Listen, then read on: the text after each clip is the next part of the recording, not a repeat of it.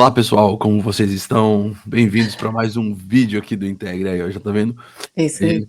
A Carol já tá rindo já, né? Porque nós estamos meio mal hoje aqui, A tá vendo gente que a tá voz meio tá ruim, né? zoado. A gente tá meio zoada, né, Digo, que eu vou te falar.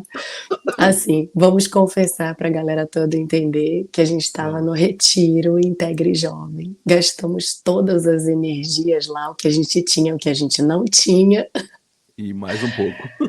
e a gente volta agora para o nosso devocional de sábado desse jeito. Exatamente. Então, assim, tá essa voz meio de locutor aqui de rádio de antigamente, mas fiquem tranquilos, pessoal. Pelo menos assim, a gente vai se esforçar ao máximo para que o Tá. conteúdo fique do mesmo jeito de sempre, talvez um pouco mais devagar, né? Porque até a voz tá mais difícil para sair e talvez não tão longo também, porque eu acho que meia hora minha voz não aguenta falar, não. É. A Ela vai. animação tá aqui, vamos ver se ela Tá, consegue sair. mas vamos lá. Bora. E aí, Carol, hoje a gente vai falar do filho pródigo. Pessoal, Yes. essa parábola talvez seja uma das mais conhecidas da Bíblia aí, né? Do Novo Sim. Testamento, dos ensinos que Jesus falou. Ela já foi interpretada, reinterpretada, mexida, desmexida, enfim, já aconteceu zilhares de coisas com essa parábola ao longo da história É. da igreja. Mas o que a gente quer falar hoje aqui não é de nada disso. A gente quer lembrar quais lições a gente pode tirar dessa parábola Sim, de forma que seja prático para a nossa vida e para o nosso ministério. E é aí, isso a aí. parábola você conhece. Tinha um homem, ele tinha 2 filhos. O primeiro filho chega em certo momento da vida e ele fala assim: ó, pai, é o seguinte, me dá tudo que eu tenho por direito aí, aquilo que eu tenho, aquilo que é meu, ninguém tasca, eu vou embora, vou viver minha vida, eu sou um jovem revolucionário, eu vou, eu vou fazer passeata, vou fazer, sei lá, vou viver minha Pegou a vida, vou curtir. trouxinha dele E e foi foi. embora. Chegou num certo momento da vida, gastou tudo que tinha, se viu em maus lençóis, numa situação extremamente complicada. Lembrou que da forma como ele estava vivendo daquele momento da vida dele, nem os funcionários do pai dele viviam numa situação tão humilhante, É, degradante. E aí então ele toma uma caiu em decisão si.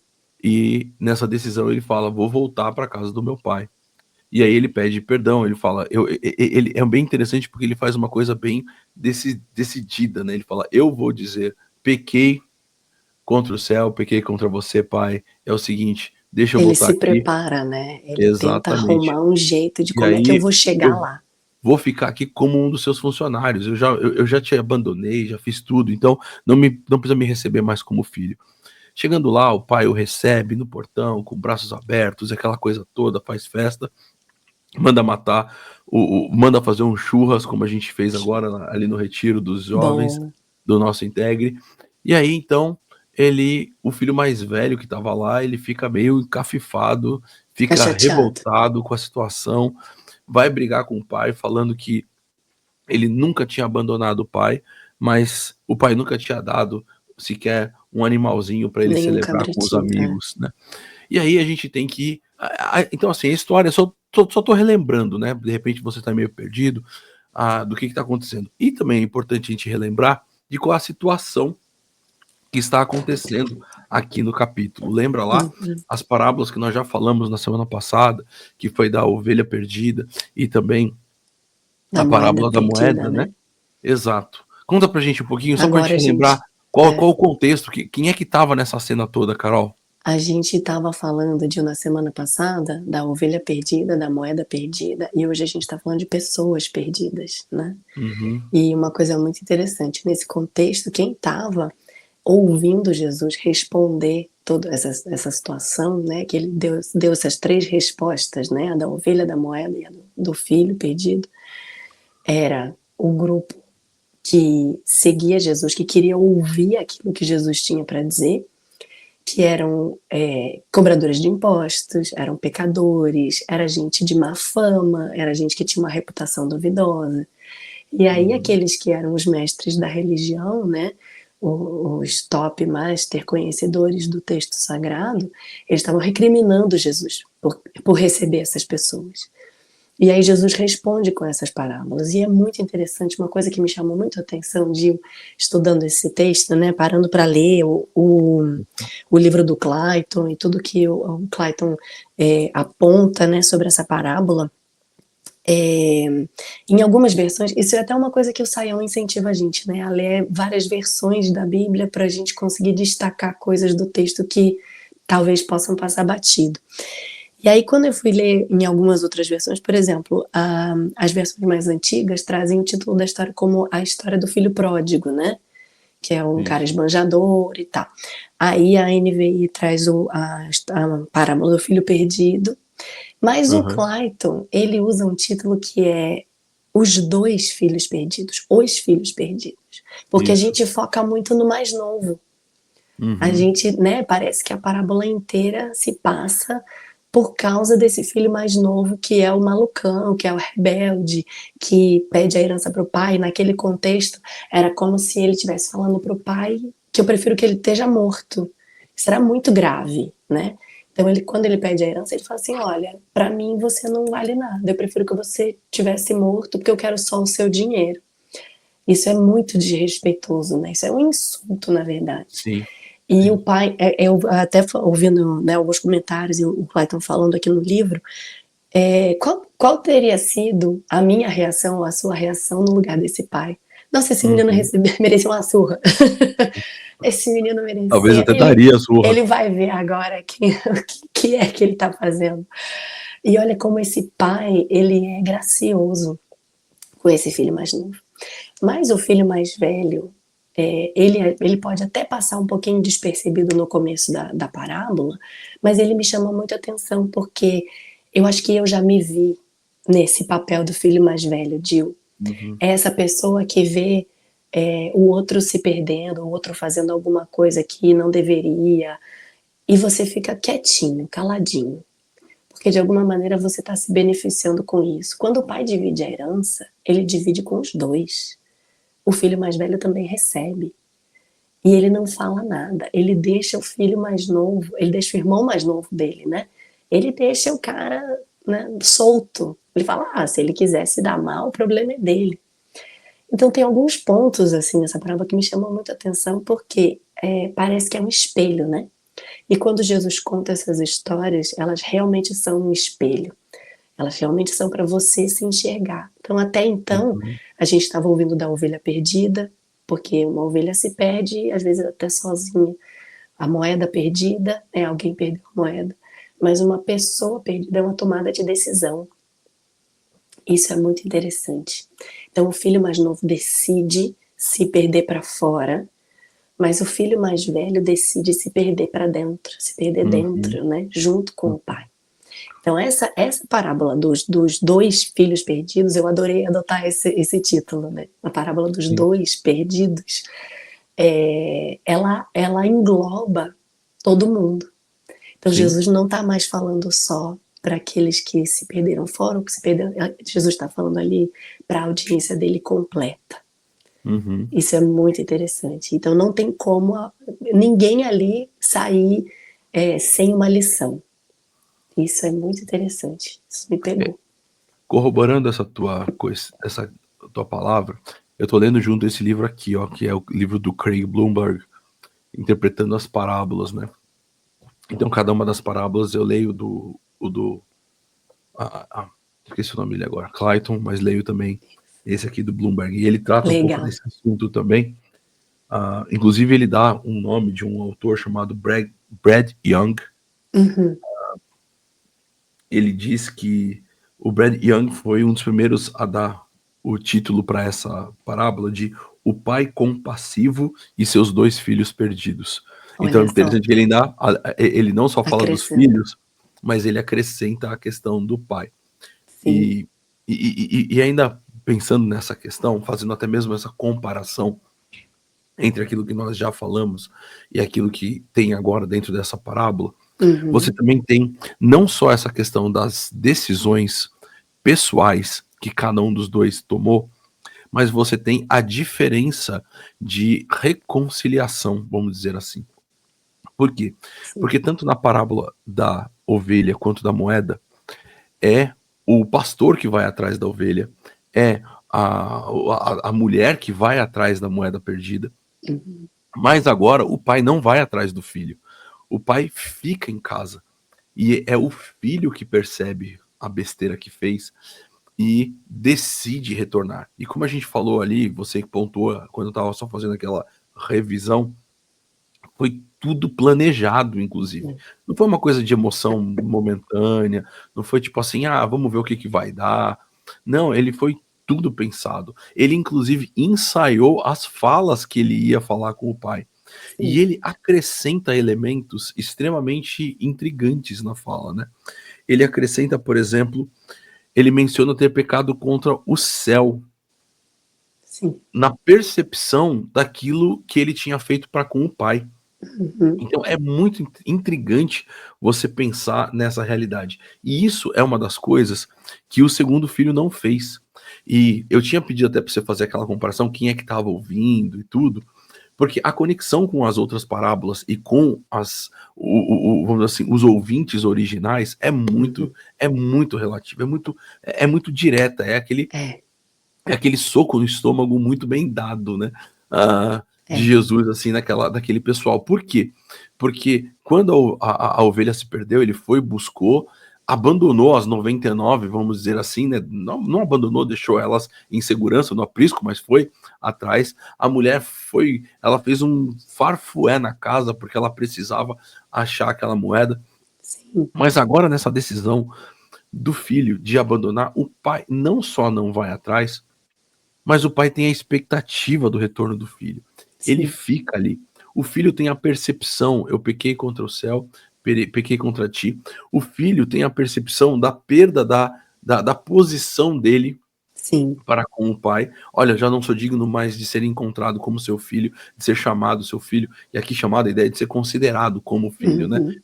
Me considera como qualquer um dos seus empregados mesmo. E o filho anterior, e o filho mais velho, ele também não tinha percepção do que era ser filho. Sim.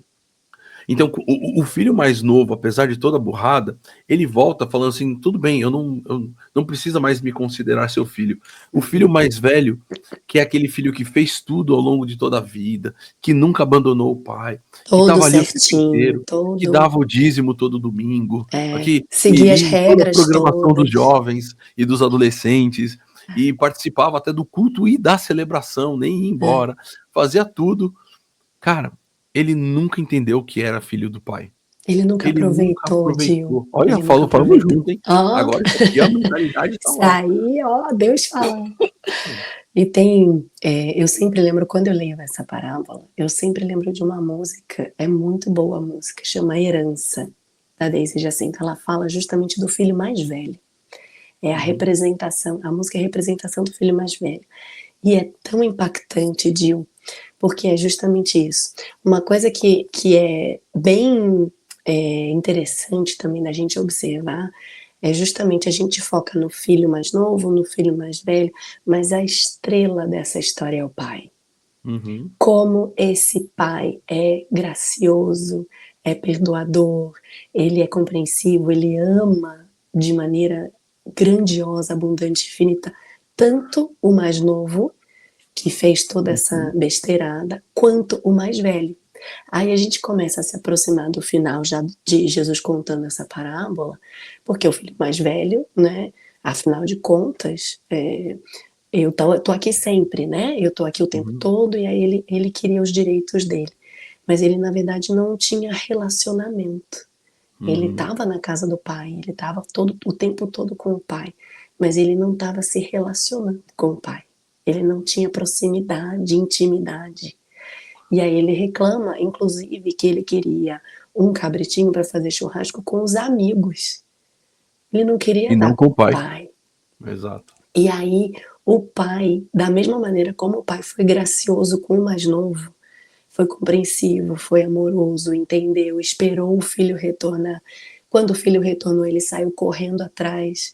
E isso é uma coisa que, quando eu vi sobre o contexto também, é uma coisa muito interessante, porque muito provavelmente esse garoto que saiu de casa, ele ofendeu o pai, ele reconhece, né, que pecou contra o pai, contra os céus, contra Deus, mas ele ofendeu toda aquela comunidade, porque as vilas eram pequenas. Então era como se fosse uma comunidade, todo mundo se conhecia. Então, o que é que esse garoto fez foi uma vergonha para a comunidade. Então, muito provavelmente, quando ele voltasse, ele ia passar vergonha de novo. O pai se adianta. O pai passa vergonha para o filho não ser envergonhado.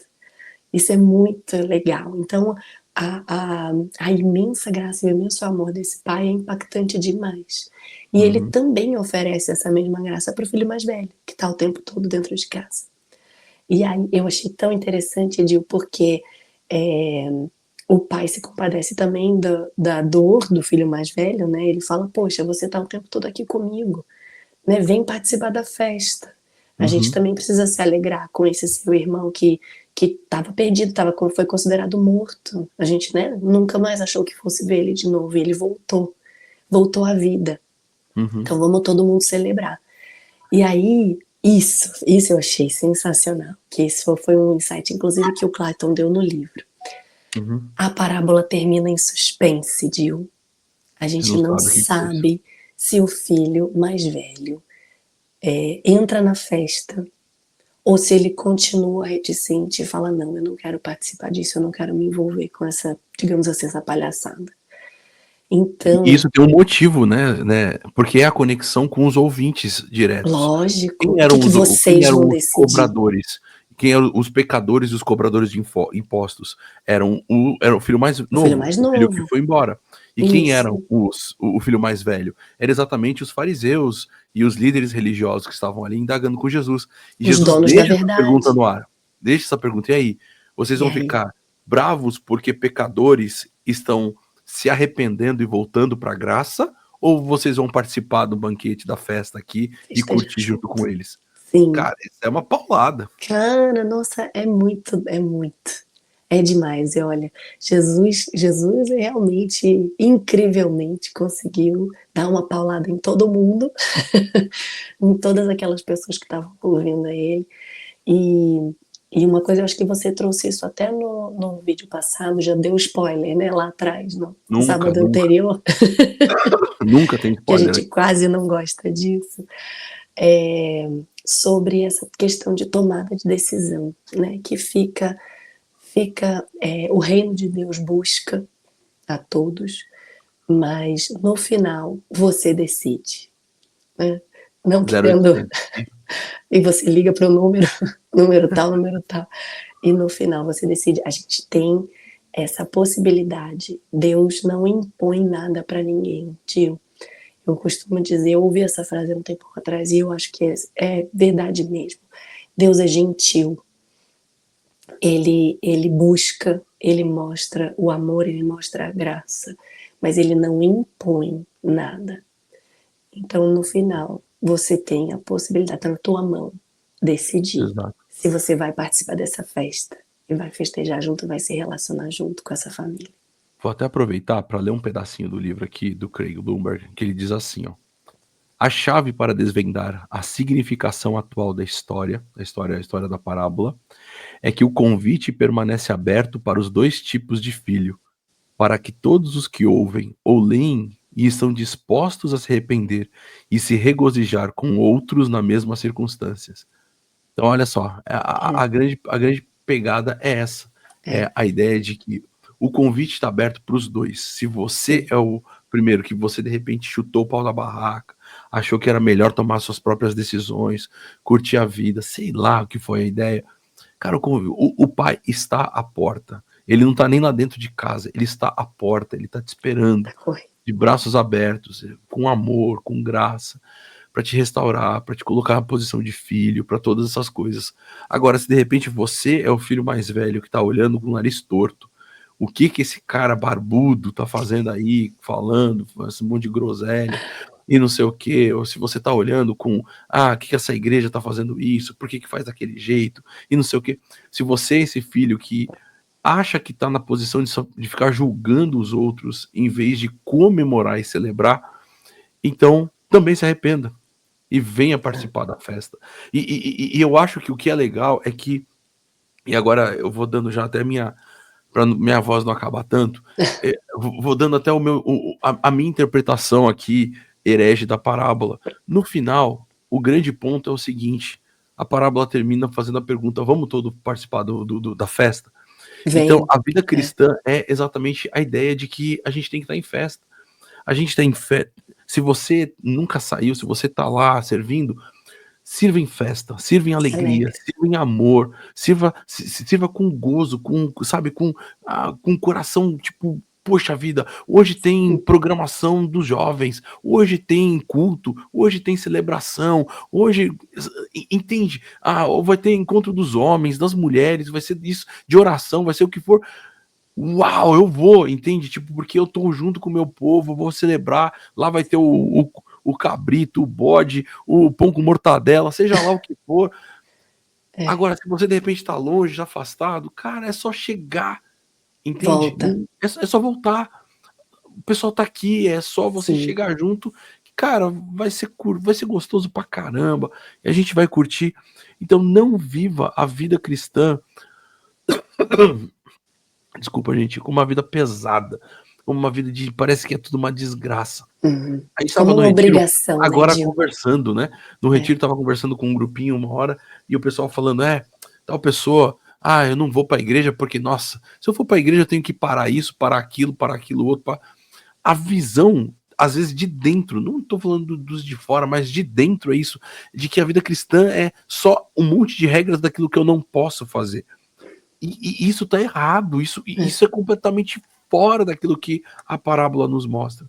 A vida cristã é uma vida de alegria abundante, porque nós estamos na casa do Pai, na presença do Pai, com todos os recursos do Pai para nossa alegria. Isso. É uma celebração, né, a vida celebração. com Deus é uma celebração. Isso é muito legal, porque você falou aí de quem se identifica com qual personagem.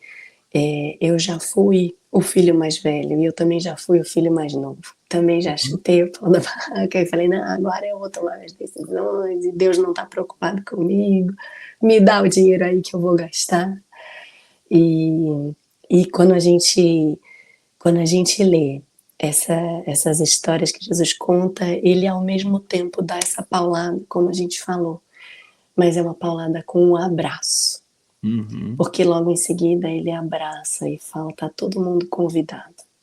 É só chegar na celebração, que Deus recebe a gente de braços abertos, não importa com quem você se identifica nessa parábola. Deus recebe você de braços abertos, é só chegar. Amém. Amém. Isso aí. E é isso aí. E eu acho que sim, eu falei que eu ia finalizar com aquela lá, mas A voz tá só dar mais dois acabando, a slides. voz tá acabando. Pessoal, eu acho que, como uma última coisa, a parábola, ela nos ensina sobre reconciliação. O convite é um convite para reconciliação. É um convite para reconciliação daquele que está fora com o Pai, daquele que está dentro com o Pai. E também dos irmãos. Do irmão não ficar olhando com um olho atravessado, julgando a vida do outro, falando assim, pô, esse aí, cara, eu sei o que você fez no verão passado. Não é isso. E nem o outro ficar olhando para aquele que estava dentro. Você nunca saiu da igreja, mas você é um fariseu, miserável, hipócrita. Os dois estão errados. Os dois. O convite é para reconciliação e participar do banquete que o Pai preparou. Isso aí. Segue nessa vibe. Vai ser top. Beleza? Tamo junto.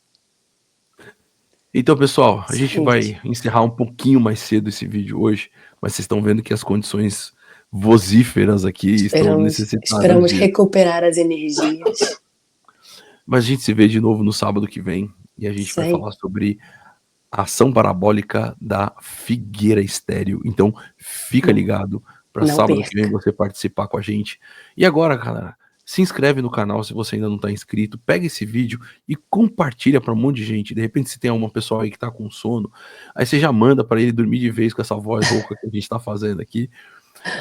Não, manda pro pessoal saber, pro pessoal se inscrever, pro pessoal poder aproveitar. também aqui os nossos conteúdos. E você sabe, aqui na IBNU tem vídeo novo quase todo dia para você, tá bom? Grande abraço a todos. Tchau, Carol. Valeu, Obrigadão. gente. Até semana que vem. Tchau.